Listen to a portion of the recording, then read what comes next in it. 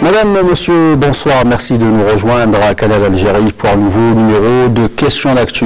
Il y a le plaisir ce soir de recevoir monsieur Abdelmajid Tebboune, le ministre de l'Habitat, de l'Urbanisme et de la Ville. Il a accepté de venir une deuxième fois pour répondre aux préoccupations relatives à son secteur, l'habitat en l'occurrence.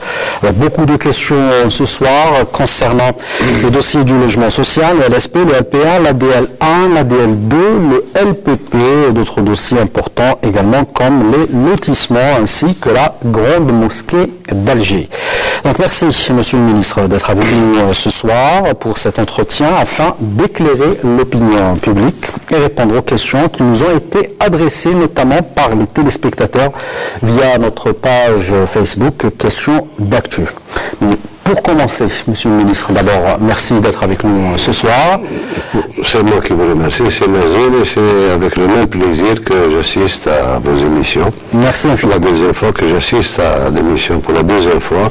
Et je profiterai par saluer, bien sûr, pour saluer tous les téléspectateurs et téléspectatrices de votre émission.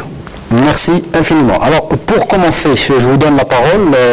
3-4 minutes pour un bilan exhaustif de l'année 2015-2016. On rentrera par la suite dans les questions autour des dossiers que nous avons préparés. Merci, M. Nazir. Bon, quelques chiffres pour situer un peu la politique du logement telle que programmée par son Excellence Président de la République dès son investiture, pratiquement en 1999. À cette époque-là, tous les Algériens et les Algériens savent que la crise du logement était le problème numéro 1 du pays. À cette époque-là, l'Algérie enregistrait un déficit de 3 millions de logements. La nature a horreur du vide, pas de logement, on s'installe comme on peut dans des bidonvilles ou dans des logements indécents, etc., etc. En fin 2015, ce qui a été livré pratiquement, c'est 2 800 000 logements. Cela ne veut pas dire que les 3 millions, les 3 millions de demandes ont été satisfaits. Ça veut dire qu'entre-temps, il y a eu une croissance démographique, il y a un exode rural accentué par le terrorisme, etc. Mais toujours est-il qu'en 2015, fin 2015, on était à 2 800 000 logements livrés durant la période de mandature du président de la République. Bon. Et la crise est pratiquement presque derrière nous. Il nous reste, selon nos statistiques, qui ont été tenues commune par commune, je parle de la crise. La crise, ça signifie que ce sont des demandes qui se sont accumulées pendant 35, 30 ans, 25 ans, etc. Les nouvelles demandes, elles sont toujours là. Mais celle-là ne constitue pas une crise, elle rentre dans la normalité des choses. Aujourd'hui, en 2014, nous avons réceptionné pratiquement, on avait programmé 250 000 logements, ce qui était une gageure pour beaucoup de gens, mais on est arrivé quand même à 235 000 logements à peu près. En 2014, on avait placé la barre, 2015, on avait placé la barre assez haut, on avait dit qu'on allait réceptionner plus de 300 000, et c'est ce qui a été fait. Les chiffres consolidés à la fin janvier donnaient 300 000 et quelques. Et pour l'année 2016, nous nous engageons à réceptionner encore 350 000 logements, tous segments confondus. Ça va du rural jusqu'à la location-vente, bien sûr. Et le gros étant le social. Voilà à peu près la situation. On est à ce jour, nous avons en chantier pratiquement 1 114 000 logements en chantier. Alors, du nouveau dans la politique du logement, avec l'introduction du droit au logement dans la Constitution, l'article 54 bis du nouveau texte. Quelles conséquences sur la politique dans le futur? D'abord, ça consolide la vision du président de la République que pratiquement le logement était un droit, il reste un droit pour les classes les plus démunies, qui n'ont pas d'autres moyens que les moyens de l'État pour pouvoir avoir un logement et avoir une vie digne, eux et leurs enfants. Ça consolide et la Constitution parle de citoyens dans le besoin. On le définit clairement. Dans le besoin, donc c'est la même classe qui est éligible actuellement au logement social. C'est à peu près ça. Donc le logement social, c'est à la charge de l'État, ad vitam aeternam, et donc il y a des gens, et c'est d'autant plus vrai dans les grandes villes d'Anna, les capitales régionales essentiellement, et quelques grandes villes, là où le citoyen ne peut en aucun cas avoir un autre terrain et construire une maison familiale ou autre, on est obligé de construire en hauteur. Pour construire en hauteur, donc c'est collectif, et ce qui est collectif, c'est l'État qui s'en occupe. La politique du logement s'est traduite notamment par plusieurs opérations de relogement concernant les habitants, les gens qui habitaient, les citoyens qui habitaient les bidonvilles. Est-ce que l'opération s'est terminée ou en est-elle? L'opération globale pour le territoire national, en 2007, il avait été recensé 347 000 citoyens qui habitaient soit des bidonvilles, soit des logements menaçant ruine, ou de toute façon non conformes au tissu urbain dans les villes où ça existait. Il a été prévu par la suite 181 000 logements destinés à l'éradication des bidonvilles, dont 45 000 pour Alger. Le gros était là. Sur les 45 000 d'Alger, il y a pratiquement 40 000 qui ont été achevés. Il y a 40 000 familles en 2015 et début 2016, 40 000 familles qui ont été déplacées des bidonvilles vers des logements décents. Tous les citoyens puissent suivre la démarche de la wilaya d'Alger. Et je profite de l'occasion pour féliciter pratiquement tous ceux qui sont occupés de cette opération-là, aussi bien à Alger, à Oran, à Annaba et ailleurs. Nous avons la tâche d'éradiquer ces bidonvilles ensemble. Et je les remercie et je félicite essentiellement le wali de Constantine, le wali d'Oran, le wali d'Alger, Cizour, qui a consenti des efforts énormes. Alger, dans sa structure urbaine, dans son rayon urbain, est pratiquement débarrassé de tous les bidonvilles. C'est bien Wadouchaya, Ramlé, concentration de... Là où il y avait concentration, dans le Grand Alger, c'est-à-dire au-delà de Raya, et au-delà, peut-être dans les environs de Zeralda et autres, il reste à peu près 4500. Ces 4500 sont programmés entre le 15 et la fin mars. Alors, et on aura pratiquement éradiqué de manière définitive les bidonvilles au niveau d'Alger. Alors l'article 9 du décret exécutif 2008-142 considère les habitants des bidonvilles et les victimes des aléas naturels comme étant prioritaires. Certains vous diront que cette démarche a été utilisée par certains pour construire des habitations illicites, des bidonvilles, pour bénéficier d'un logement social. Est-ce qu'il y a des mécanismes pour empêcher que cela ne se reproduise dans l'avenir? Tout à fait, tout à fait. Bon, vous savez, il y a beaucoup de gens qui essaient de tricher,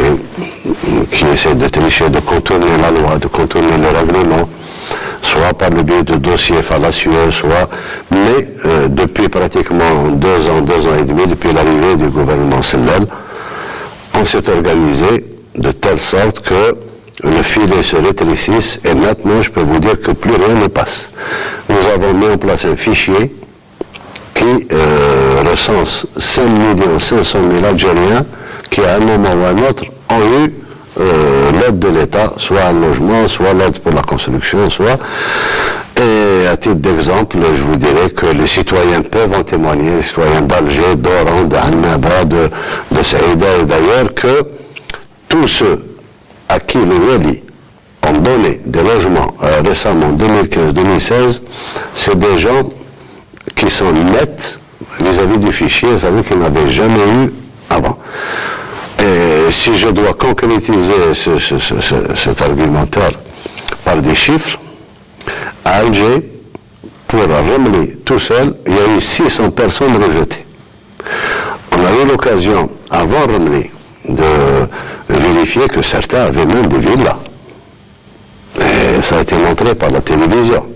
Et qui se permettaient d'aller construire une baraque, soi-disant une baraque, et forcément, ça veut dire un logement.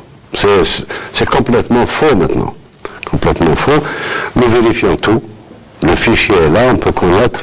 Même s'il a une attestation de revenu fausse, on peut la déceler. Le logement social étant réservé strictement à ceux qui ont 2400 dinars, 24 000 dinars par mois et moins.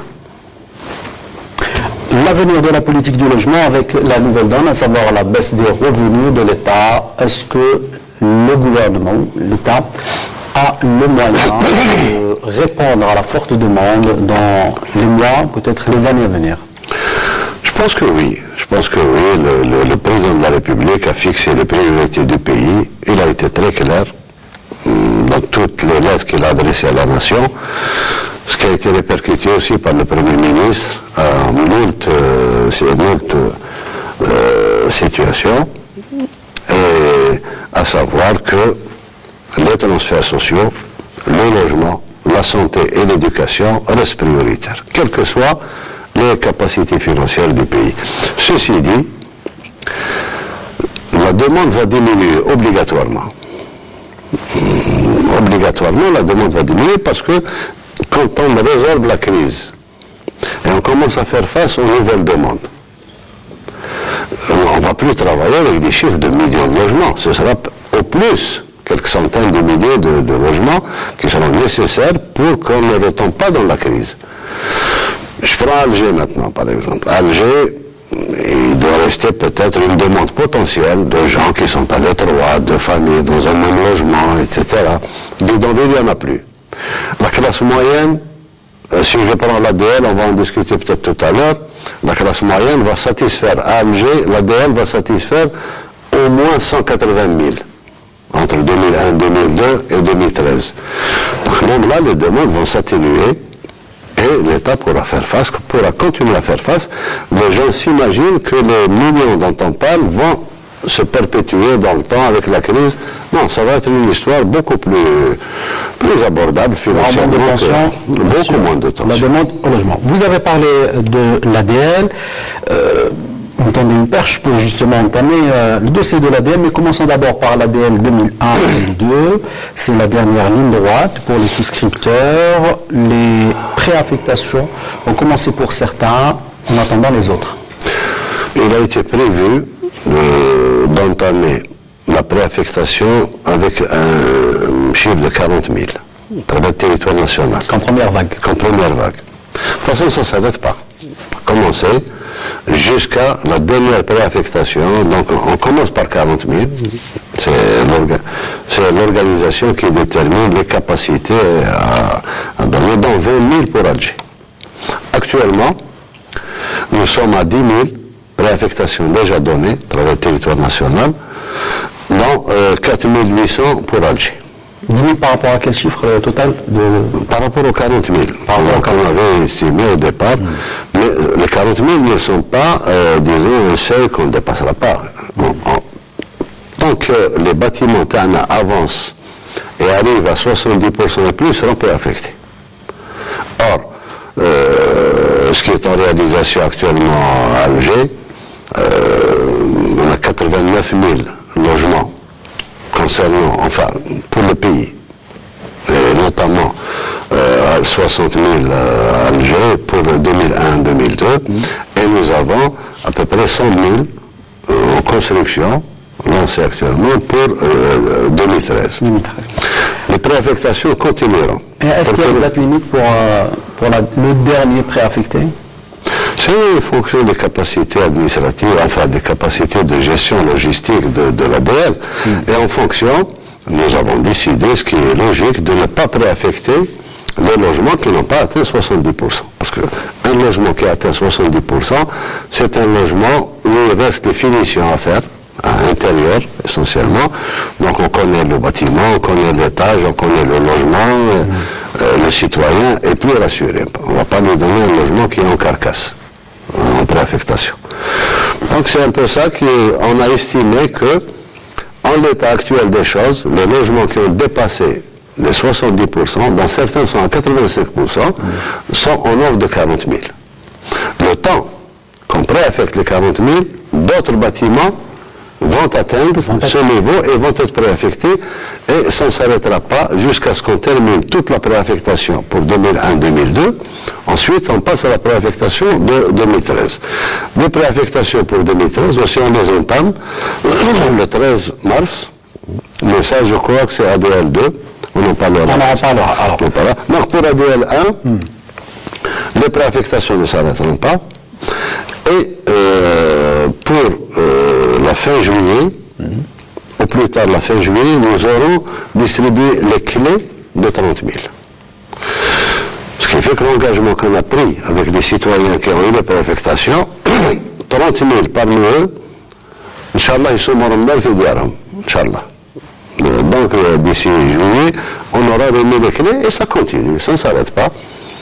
Les chantiers sont en cours. J'ai fait jeudi, j'ai entamé une visite à travers tous les sites de l'Algérie. Ensuite, j'avais fait les sites d'Oran et d'ailleurs. Le travail continue et d'une manière générale, les logements que nous avons lancés en 2013 doivent être réceptionnés en 2016, obligatoirement. Donc, je pense que 2001, 2002, au plus tard, fin 2016, ils auront tous leur logement. Inch'Allah. Alors, y a-t-il un ordre de priorité, notamment pour les personnes handicapées? On a tenu compte, vous savez, il y a une série de réunions pour tester le logiciel et alimenter le logiciel qu'a utilisé l'ADL.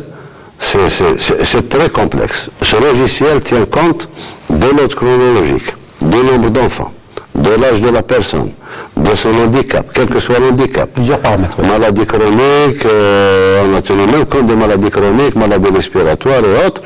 Et c'est le logiciel qui les place au rez-de-chaussée, au premier étage, au deuxième étage, et on n'a pas eu de réclamation jusqu'à présent, on a vu juste. Donc, on tient compte de l'handicap des gens, qu'ils soient handicapés moteurs, visuels, qu'ils aient une maladie chronique, hypertension, maladie respiratoire ou autre. On a tenu compte de tout cela, c'est ficelé au millimètre. Alors, une question qui a fait couler beaucoup d'encre et qui est relative au prêt du logement ADL. Des explications, Monsieur le ministre. Pour 2001, 2003, 2001, 2002, il n'y a aucun changement prévisible ou prévu. Il se trouve qu'un journaliste m'a posé la question à Sidi Abdallah, est-ce qu'il y a l'augmentation? J'ai dit pour le moment non, rien n'est prévu. Mais donc, dans le futur, écoutez, moi je ne domine pas le futur. Actuellement, aucune décision n'a été prise à ce niveau-là par le gouvernement. Et pour ce faire, il faudrait que le ministère de l'Habitat fasse une proposition officielle au gouvernement, que le gouvernement l'adopte, et à ce moment-là, elle deviendra publique. Mais toujours est-il qu'il y a une logique. L'ADL 2001-2002 fonctionne avec des prix de 2001. Nous sommes en 2016. La conjoncture économique a changé. Même les salaires ont augmenté, etc., etc.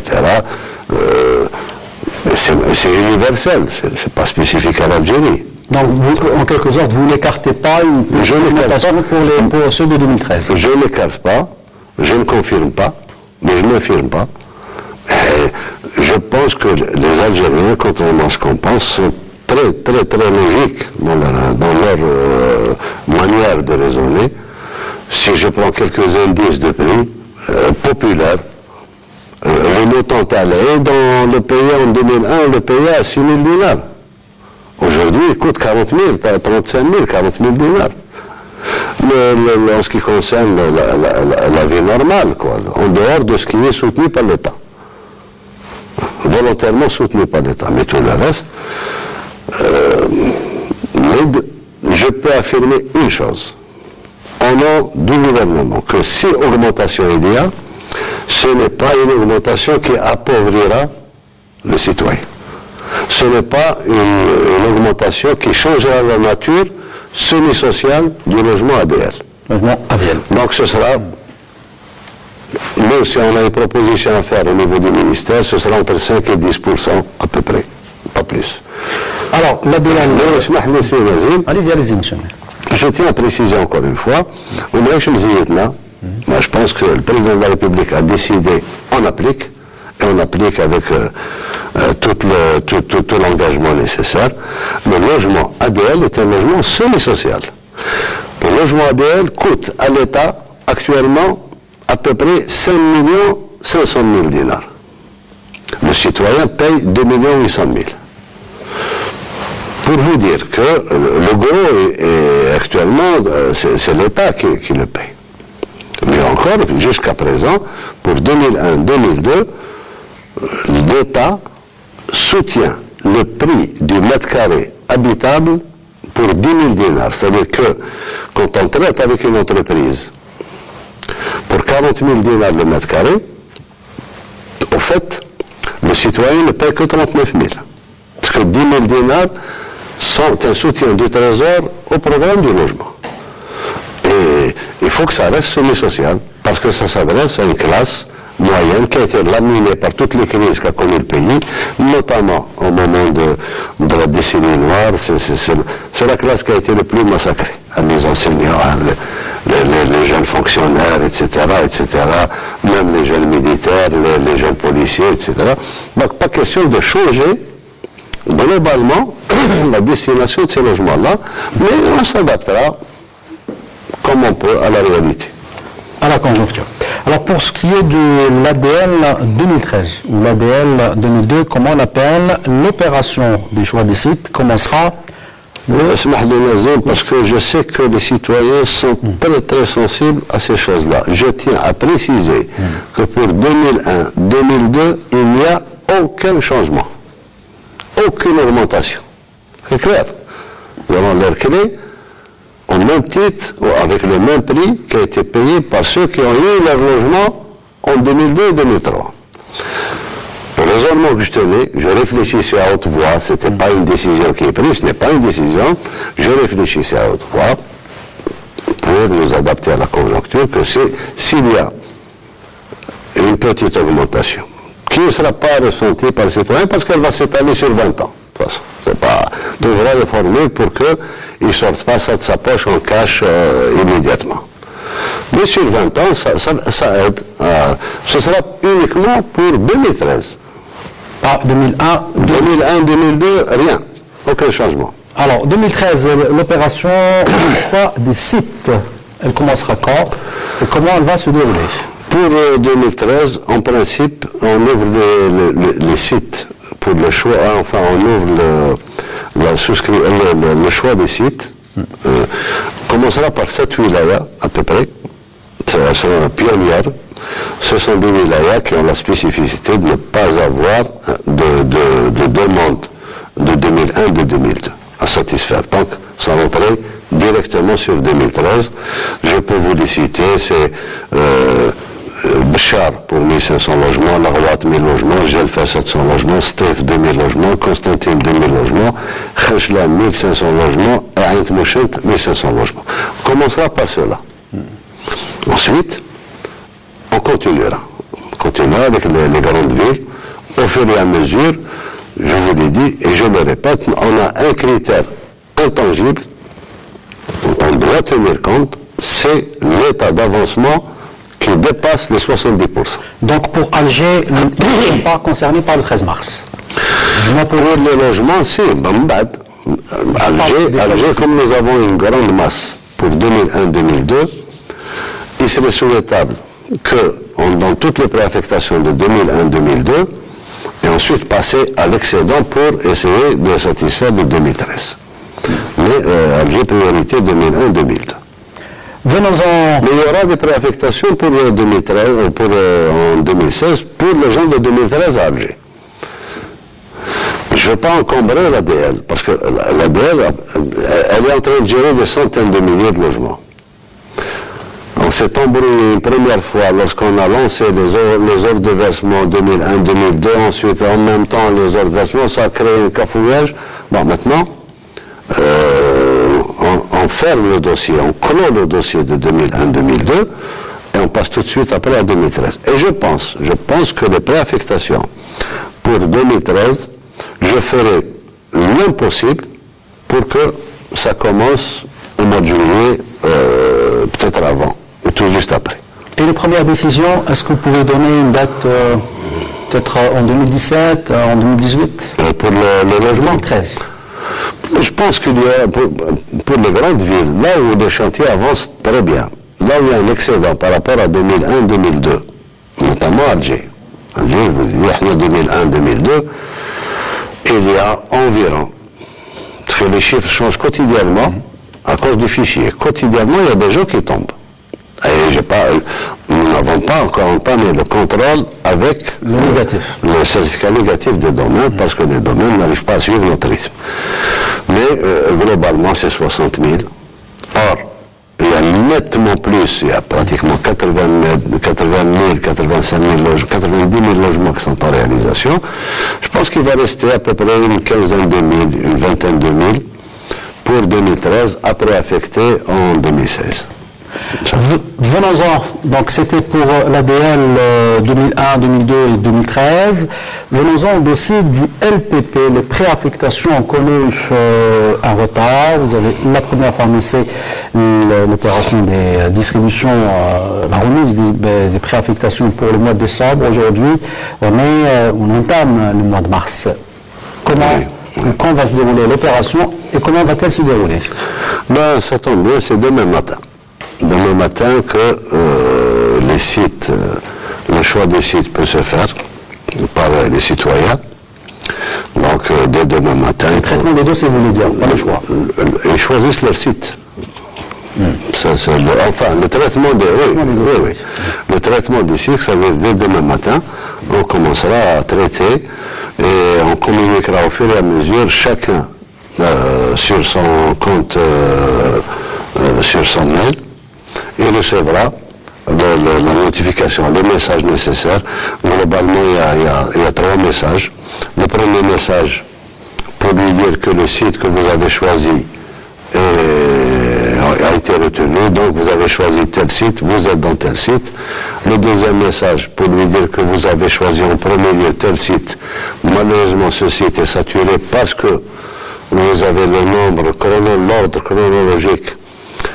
Vous êtes à 10 000, alors que le site que vous avez choisi ne contient que 1000, donc forcément il y a des gens qui l'ont choisi avant vous, etc. Et pour d'autres, le troisième message, pour dire que on retient le site, vous êtes dans le site que vous avez choisi, mais la préaffectation ne se fera pas avant que ce site n'atteigne 70% de trucs. Étant donné que c'est un principe qui a été retenu, donc pas de préaffectation, priorité absolue pour le LPP, priorité absolue sera donnée aux souscripteurs qui ont été transférés de l'ADL vers le LPP. Et on a parlé d'un pourcentage dans chaque site à hauteur de 25%. C'est très délicat, vous savez, on essaie d'être le plus transparent possible. C'est d'être transparent, tout simplement. On essaie d'être le plus juste possible. Il y aura toujours des gens qui vont contester, ça c'est certain, c'est la nature humaine même. Mais si on donne la priorité aux 4000, ils vont tous choisir le meilleur site. Je ne cite pas des sites parce que ils vont choisir, ils ont la priorité pour la préaffectation. Mais on leur a laissé l'équivalent du nombre par rapport au nombre global en priorité dans tous les sites. C'est-à-dire que si le nombre global de préaffectation pour Alger sera de 16 000, mais sont 4 000, donc c'est 25%. 25%, oui. Donc ils ont droit à 25% sur tous les sites. Les 75% qui restent seront pour les gens qui se sont inscrits.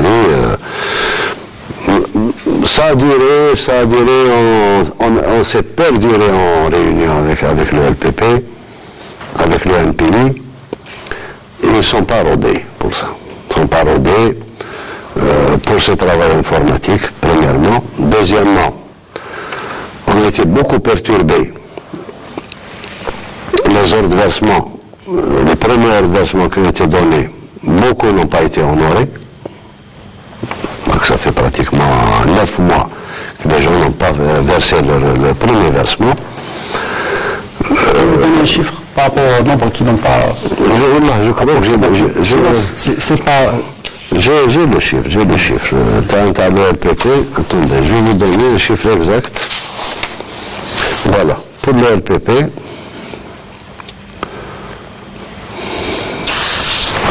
j'ai pas l'habitude de faire des fiches. Alors, pour le LPP, alors je vous donne un chiffre. Bon, pour les 50 000 initiaux, il y a 49 000, enfin 50 000 hors de versement qui ont été donnés, 49 895. Le paiement effectif, 34 456. Bon, alors on conclut que seuls les 34 456 sont intéressés, les autres n'ont pas voulu honorer les ordres de versement pour des raisons qui les concernent, ou peut-être pour certains, sachant que la pièce maîtresse sera dans des domaines, le certificat négatif pour d'autres, ils pensaient que c'était un programme social. Enfin, je ne sais pas quelles sont les raisons qui les motivent, mais toujours est-il que sur les 50 000, il y a 34 500 uniquement qui ont payé. Alors, tenir compte, dans l'ordre chronologique de la répartition des logements, en temps et en cité et en lieu, si on tient compte du premier versement, on voit qu'il y a des gens qui n'ont pas versé. Il y a des gens qui aussi, des souscripteurs qui se sont désistés aussi pour le deuxième versement. Tout ça a fait que le logiciel a été complètement perturbé. Il fallait trouver quand même une méthode de répartition qui fasse qu'on soit en même temps transparent et juste. Et d'ailleurs, c'est ce que je viens de vous dire. Les critères de choix sont toujours les mêmes que vous avez annoncés pour savoir les maladies, les handicapés, etc. Le versement de la première tranche. Et le versement de la première tranche. Premier choix chronologique, c'est le versement de la première tranche. Alors, ce qui est logique, parce que celui qui n'a pas versé la première tranche ne peut pas avoir le versement de la deuxième tranche. Le versement de la deuxième. Quand le souscripteur pourra-t-il connaître le prix définitif de son logement LPP? Une question qui fait couler aussi beaucoup d'encre. On ne connaît pas le prix exact. Le prix exact, de toute façon, nous sommes tenus par deux choses essentielles. D'abord, le prix avec lequel on aura traité avec l'entreprise de réalisation. Il ne peut pas être moins que le prix officiel du marché. Deuxièmement, les charges. Troisièmement, le terrain. Tout ça fait que on a estimé que le prix tournerait autour de 950 000 dinars le mètre carré. C'est-à-dire à peu près 96 000 dinars. 95 000 dinars le mètre carré, à peu près. Vous multipliez par la surface, puisqu'il y a des logements. Est-ce qu'il le dépassera dans le futur? Ça m'étonnerait qu'il le dépasse. Les logements que nous avons lancés avec les prix que nous avons négociés avec des entreprises de réalisation font que ce prix sera très certainement respecté. Le prix du mètre carré. Je ne vous donne pas le prix du logement parce que les superficies diffèrent d'un 9,3 à un 9,5. Donc c'est multiplié par la superficie auquel s'est ajoutée la décision qu'on avait prise et qui n'influe pas sur les 95 000 dinars de mètre carré, à savoir la cuisine équipée, le chauffage et la climatisation. Et les prix, est-ce qu'ils sont en TTC ou hors taxe? Pour le moment, ils sont censés être en hors taxe. TTC, bon, s'il y a la TVA, s'il y a le... C'est à la charge du souscripteur. Ah, tout à fait, tout à fait. Mais une chose est certaine, je ne vous cache pas, sincèrement, pour le moment, on parle d'un prix de réalisation. Ce que coûtera le logement. S'il y a ensuite des taxes qui sont instituées au-delà, ça ne finira pour rien, parce que finalement 2%, 3% de plus ou de moins, c'est pas ça qui va changer la politique de l'État. Et là, j'ouvre la parenthèse pour dire une bonne fois pour toutes que ce n'est pas une opération où on devait faire des bénéfices. Ils sont partis du principe que la segmentation des logements telle qu'elle s'est faite par le ministère de l'Habitat depuis 2012-2013, en état allé crescendo, ça va du rural, en passant par l'OLSP-LPA, l'ADL, et on se retrouve maintenant avec à peu près 30 000 à 40 000 citoyens, la classe moyenne supérieure, médecins, pharmaciens, directeurs dans un ministère, officiers, rédacteurs en chef dans un journal, etc., etc. Ces gens-là ne sont pas éligibles à l'ADL.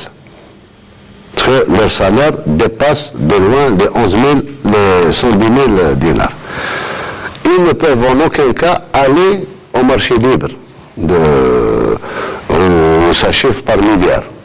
C'est jamais pas en centimes. Les logements tels qu'ils se vendent actuellement, c'est 3 milliards 400, 3 milliards 500, 2 milliards 900, etc. Ces gens-là n'ont pas ces capacités-là.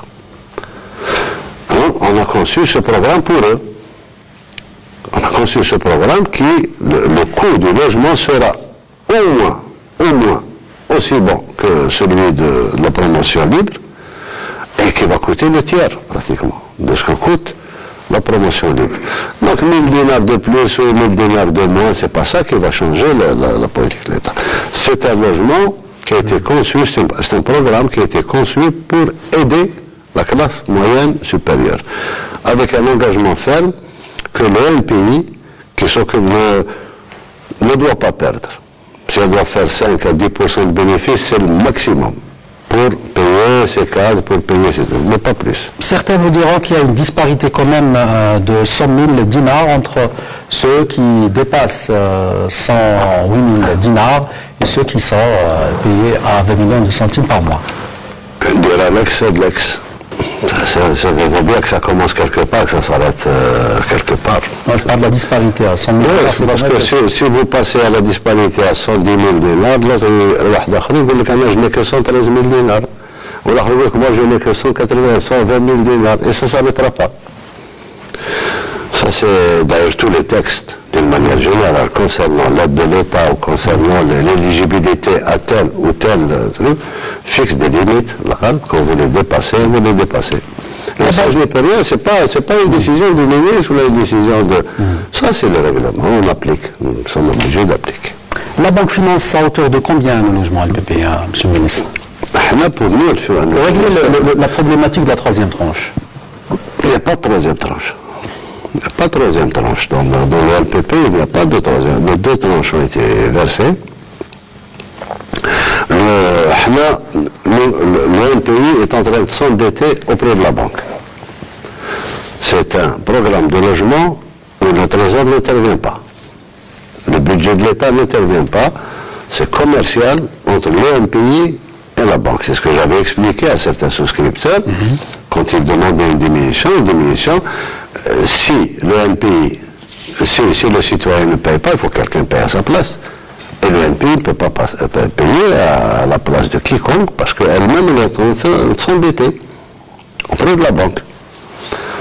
Bon, avec des taux d'intérêt bonifiés. Bien sûr. Bon, maintenant, le citoyen, il est éligible, il va avoir sa préaffectation. Il y a une règle d'or dans toute opération commerciale, il n'y a pas d'étalement de la dette.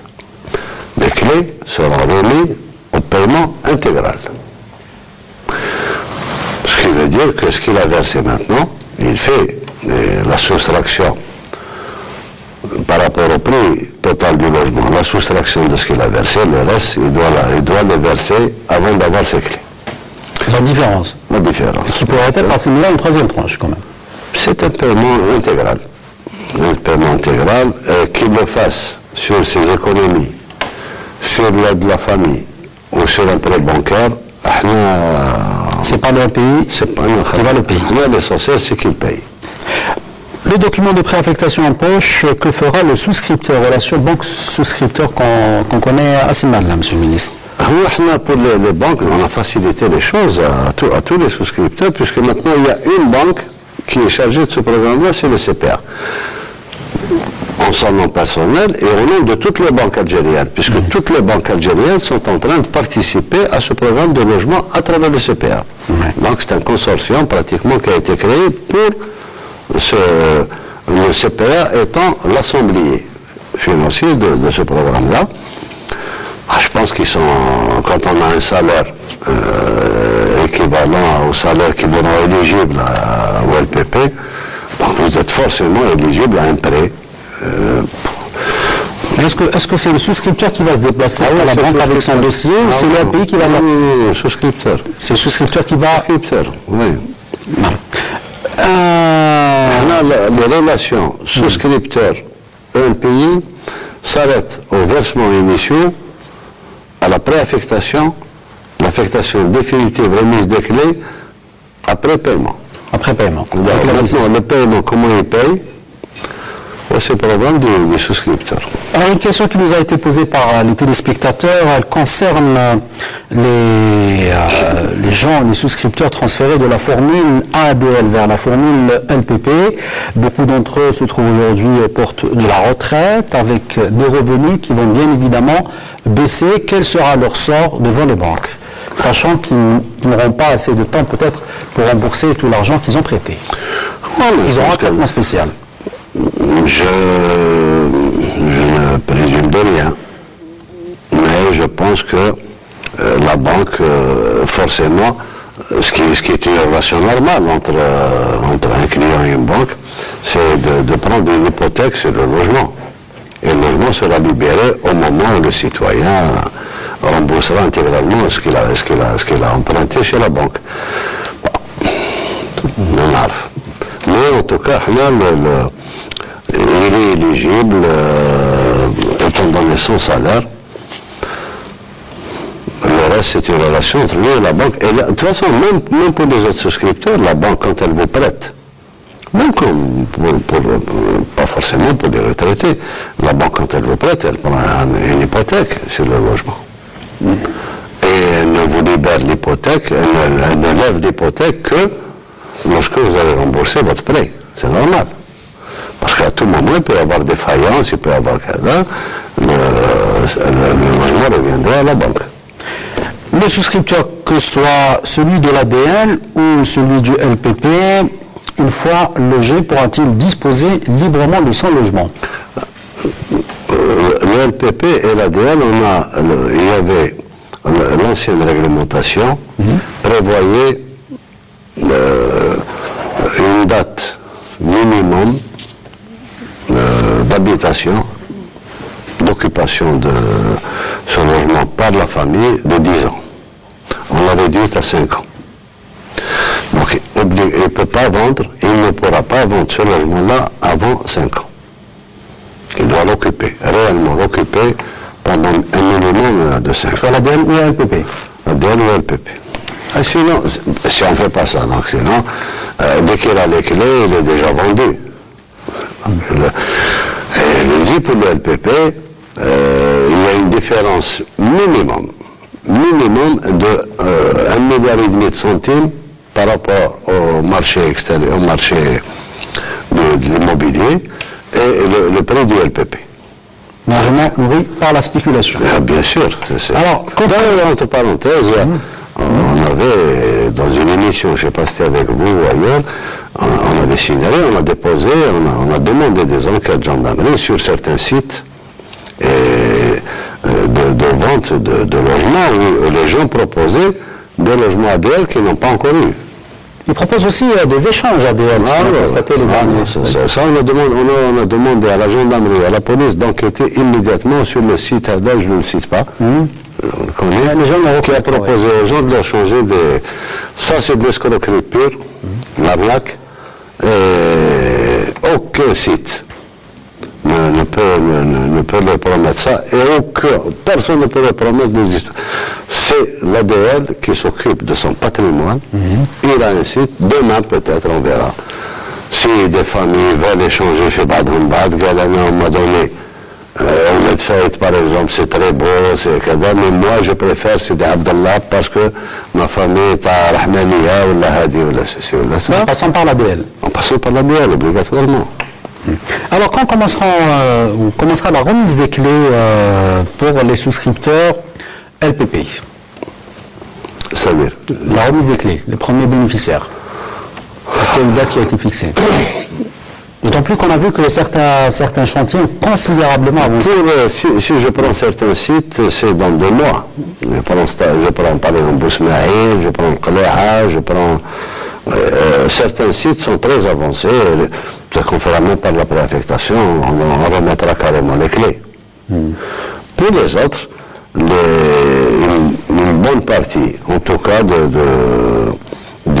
LPP, pourront habiter fin 2016, premier semestre 2017, selon l'état de nos chantiers. Venons-en à une autre question, quand vous avez posé lors de votre premier passage en octobre, qui concerne toujours ce fameux projet de 2684 logements, une question qui nous a été posée par les bénéficiaires. Où en est la situation de ce projet? Le projet du LSP. Du LSP. LSP, bon, je pense que eux-mêmes, les citoyens peuvent en témoigner depuis l'émission. On a pris ce problème à bras-le-corps. Ce n'est pas pour fuir nos responsabilités, mais le ministère n'est pas responsable de la marge des chantiers du LSP.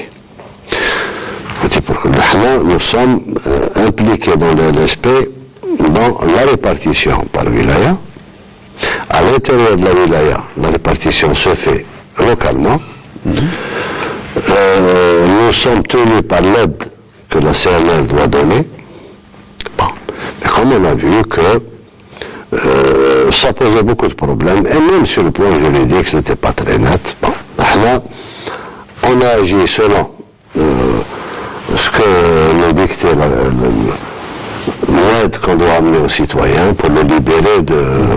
C'est kafkaïen, parce que chaque cité est un problème à part.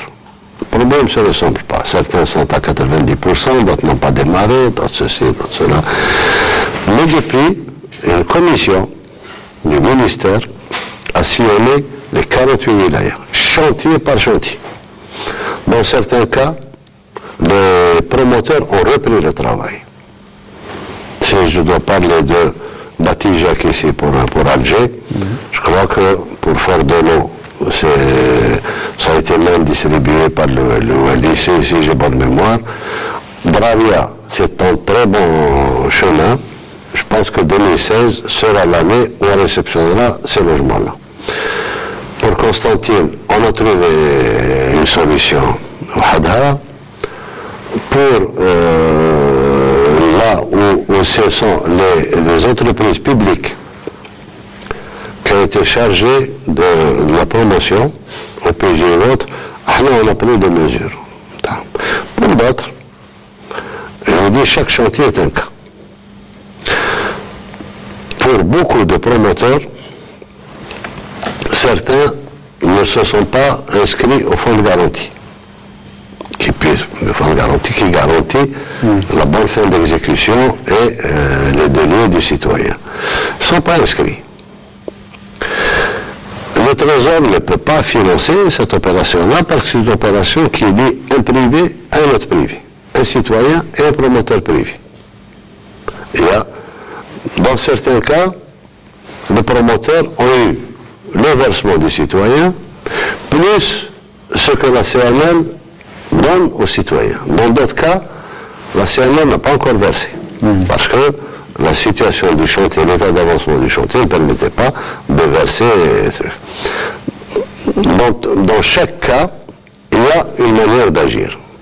Une substitution possible, un transfert possible vers notre programme, l'achèvement possible, etc., etc. Mais d'une manière générale, on a secoué le cocotier, les fruits commencent à tomber. Alors, ailleurs dans le monde, le secteur de l'habitat s'est déjà orienté vers la conception et la production de logements durables, de qualité. ce n'est pas le cas en Algérie où on ne dispose toujours pas d'un modèle énergétique, par exemple. Le modèle énergétique est nécessaire, de toute façon, surtout par les temps qui courent. On a des tentatives. Gelfa, par exemple, on a une tentative, on a 60 logements.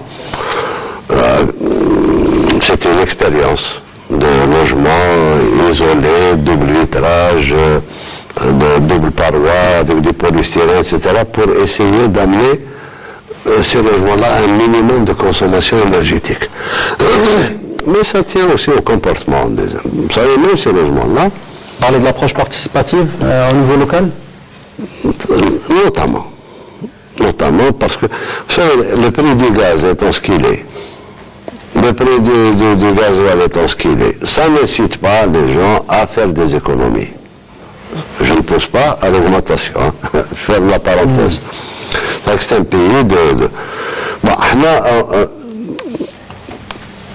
on a toujours utilisé le solaire comme substitution à l'énergie classique de l'électricité. Vous prenez le village de Mlouka, par exemple, il fonctionne avec une centrale énergétique à Adrar. D'autres endroits fonctionnent avec des centrales solaires, etc. Les citoyens de l'extrême sud, on est en train de compenser leur consommation d'énergie par distribution de panneaux, etc. Ahnaf Sidi Abdallah, lui-même, la décision est prise, elle est contractualisée avec les entreprises de réalisation. Sidi Abdallah et lui-même, tout l'éclairage public sera en solaire. Donc, on n'utilisera pas l'énergie de son et de gaz pour l'éclairage public. C'est déjà une avancée. Et nous sommes en train de calculer le coût de revient d'un logement qui répondrait à ces normes d'économie d'énergie, notamment du point de vue... Est-ce qu'il coûte plus cher ou... Il coûte plus cher, forcément, coûte plus cher. Comme on est tenu par un prix du mètre carré, je vous parle en toute transparence. Le prix du mètre carré, c'est pas le ministère qui le fixe, c'est le ministère des Finances qui le fixe. Et on vous donne par rapport au prix du mètre carré. S'il y a augmentation et qu'elle est acceptée, ça ne pose aucun problème. On répercute sur notre prix de réalisation. Tout le monde sait que c'est à titre, lorsque vous réalisez quelques logements, quelques centaines de logements, même quelques milliers de logements, c'est un programme possible. Lorsque vous réalisez des millions de logements, c'est un peu plus difficile. C'est faisable, mais c'est beaucoup plus difficile. Et vous calculez le coût sur certains millions, vous verrez que ça risque de se faire au détriment du nombre de logements. Alors, l'Algérie, plus exactement. Nous sommes très sensibles à ça. Nous faisons tout. Il y a une cellule de recherche au niveau du ministère de l'Habitat. Le CNERIB, qui est le centre de recherche d'ingénierie du bâtiment, tout le monde y est. C'est ce qu'il faut faire. Bon, déjà, dans beaucoup de logements qu'on a visités à Sidi Abdallah, le double vitrage y est. Les cloisons, c'est trop tard, ça c'est déjà fait. Mais pour les autres, on va tenter de lancer quelques milliers de logements en double cloison, avec une isolation thermique extérieure, plus une isolation phonique, et même le double vitrage vous donne à la fois l'isolation thermique et l'isolation phonique. On va essayer de le faire dans la mesure où le prix du mètre carré sera raisonnable. Alors l'Algérie, plus exactement le nord du pays, connaît une expansion urbaine. Pour une grande partie d'entre elles, elles sont faites sans savoir si ce type d'habitat est autorisé en termes de droit à construire. Je vous relance sur la fameuse question des lotissements par rapport à la loi 90 du 11 décembre 90. Vous savez, il y a des lois plus rapprochées. Il y a des décrets de Semyon, du Premier ministre, subséquents, expliquant la loi. Le lotissement, tel qu'il était conçu en 90, ce n'est pas le lotissement que nous sommes en train de donner actuellement. le gros de ce que nous sommes en train de donner comme lotissement, c'est des lotissements sociaux. C'est pas commercial. C'est des logements de substitution à des programmes de logement. Je m'explique. D'abord, si je prends l'extrême sud, vous ne pouvez pas réaliser un logement qui dépasse la superficie du logement du nord. Or, il y a de l'espace. Le mode de vie nécessite beaucoup d'espace. Et c'est là où on est allé à des terrains, à des lots de terrains qui peuvent aller à 400 mètres. Borj Baji Bakhtar, Timiaouen, dans la plupart des communes d'Illizi, Tamarasset, Janet aussi, etc., etc. En remontant, ça diminue un peu. À Adrar, dans certaines communes, oui, on peut utiliser ces superficies. Mais avec une condition minimum de 250 mètres carrés. L'État donne une aide. C'est des lotissements sociaux, plus l'aide de l'État pour construire, l'autoconstruction. C'est presque l'autoconstruction.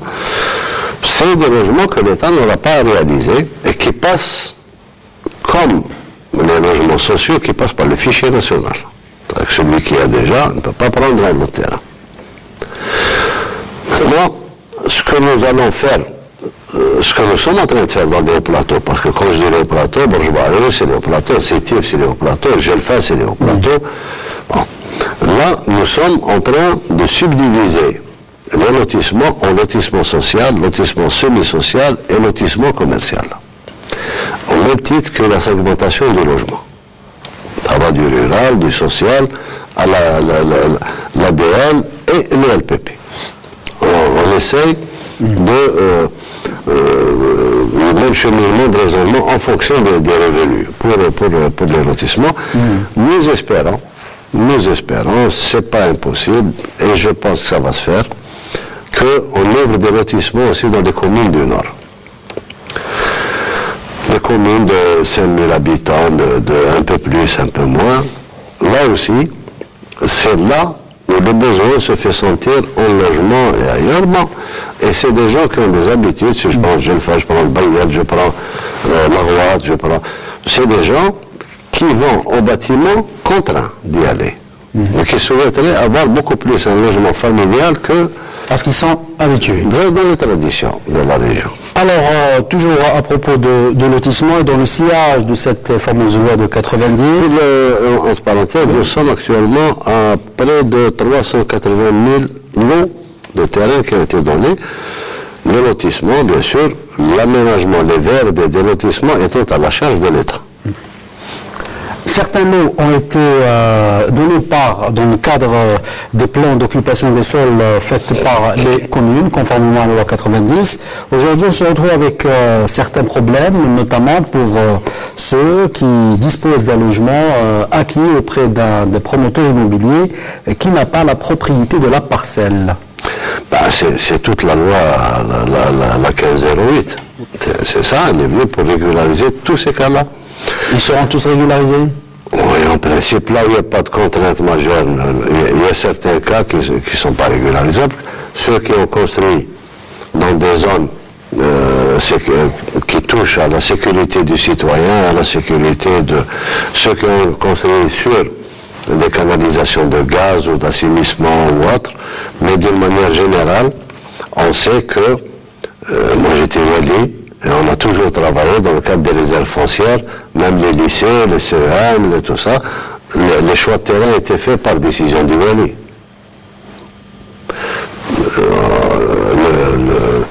Le permis de construire, souvent, ne suivait pas. On se trouve maintenant avec des gens, des coopératives qui ont été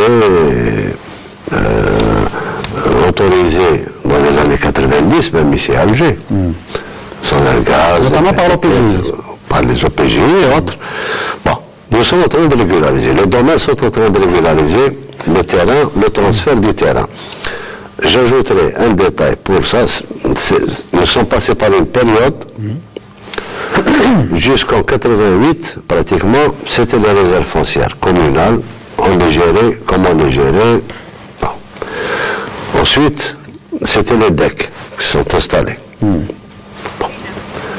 Et Et c'est là où on a eu le maximum de décisions, d'attributions, de délibérations, de ceci, cela, qu'il faut régulariser maintenant.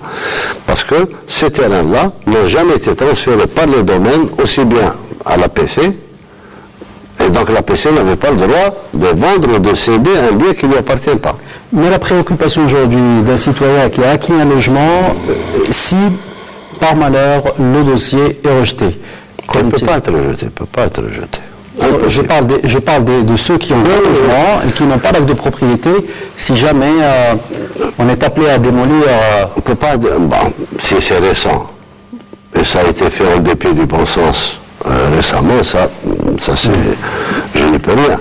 Mais tout ce qui est situation antérieure à 2008... sera régularisé. Régularisable. Alors, dernière question, puisqu'il ne me reste pas beaucoup de temps. Pour la grande mosquée d'Alger, une polémique autour de risques sismiques. Qu'en est-il exactement, Monsieur le Ministre? Écoutez, je vous dirais que d'abord que c'est un bureau d'études. Les études ont été faites. C'est un bureau d'études étranger qui a fait d'études. Ensuite, les fondations ont été étudiées pour. Il y a eu beaucoup d'interventions de beaucoup de spécialistes des séismes et de la mécanique des sols. Les plus grands spécialistes se trouvent être au niveau du CGS, du Centre du génie sismique Ntana, c'est M. Brazoubi, de réputation au moins méditerranéenne, connu pour ses cheveux emblanchis dans cette technique-là. Ensuite, il y a eu un séminaire à Bab Zouar, à l'université de Bab Zouar, organisé sur ça, qui se termine par, je dirais, un bravo de tous les grands professeurs, les spécialistes étrangers, qui ont félicité le bureau d'études, qui ont félicité l'entreprise pour le travail qui a été fait dans ça. Maintenant, il se trouve qu'il y a un ou deux charlatans qui sont là à prôner, etc.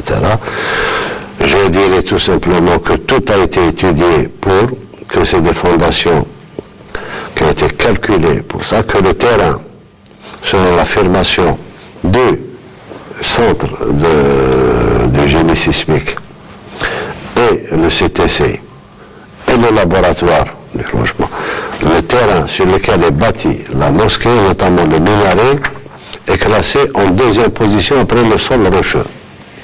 Donc ce n'est pas un sol meuble. Plus les fondations ont été calculées en conséquence, bon, actuellement, il y a des tours qui font 1000 mètres actuellement, 1 kilomètre, et on ne pose pas ce problème-là. Donc il n'y a pas moyen de s'inquiéter? Non, aucune inquiétude, les travaux continuent normalement, tous les contrôles qui devaient être faits ont été faits, toutes les affirmations de la conformité des études et des travaux, nous l'avons. Le baquet, c'est la conjoncture.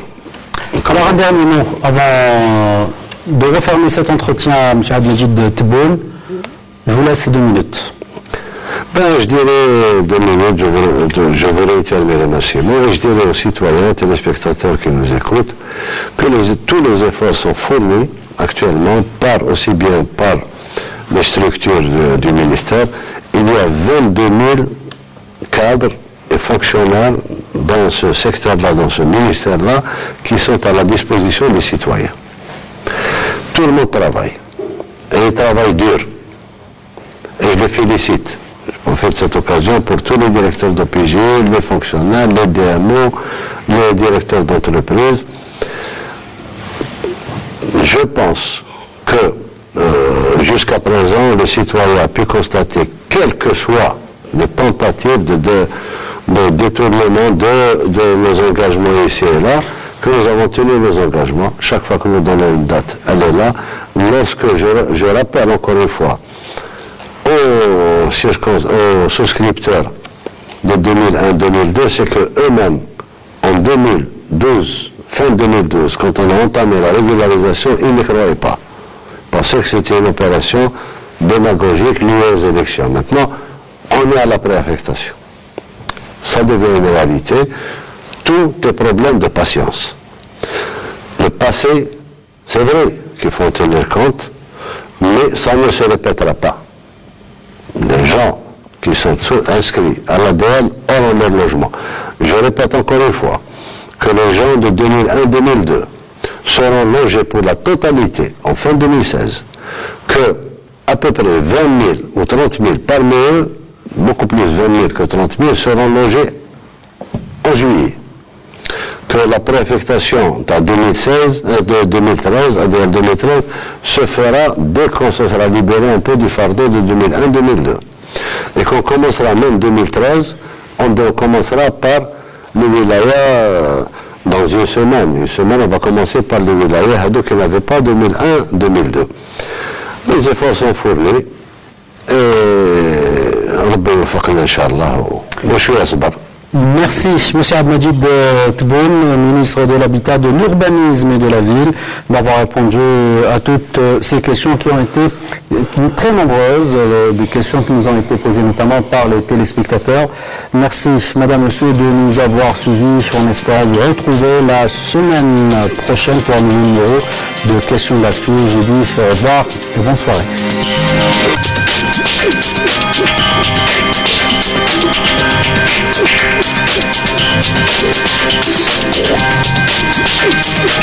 Thank you.